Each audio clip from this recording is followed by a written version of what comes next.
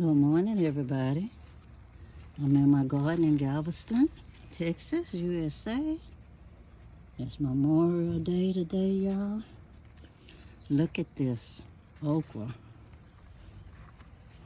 I'm gonna have to probably replant some of it because it's growing too close to the boysenberries and the mustards. But look at them, y'all. Growing so nicely. Sometimes you gotta just go through and manually pull the weed. I already got it by its roots, but sometimes some stuff is more trouble than it's worth, y'all. But I did dig at the roots. I'm gonna see some more okra here growing. It's just growing everywhere, y'all. More hand weeding, because it's the small garden bed. And I will keep doing that as long as needed. More hand weeding. I don't know, what was that I moved? More okra, another okra. Just going to seed. And here's sweet potato. Just gonna go in there and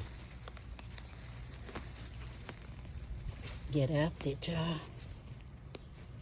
It is actually something that's very resilient. Look at the roots. And I'm just gonna go where it really is the bed for the sweet potatoes and just dig a hole, lay it in there, y'all, and cover it up with some dirt and press it down.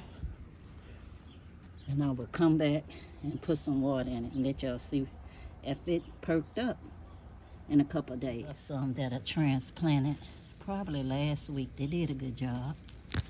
But this was their initial home, this area, y'all. I'm adding water to area where I just planted a transplanted Okinawa sweet potato.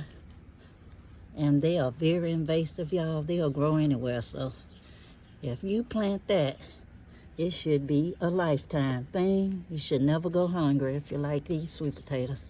And I press it down to get the air out so it don't get root rot. Well, guys, that took care of my garden for this morning. I done watered them and everything.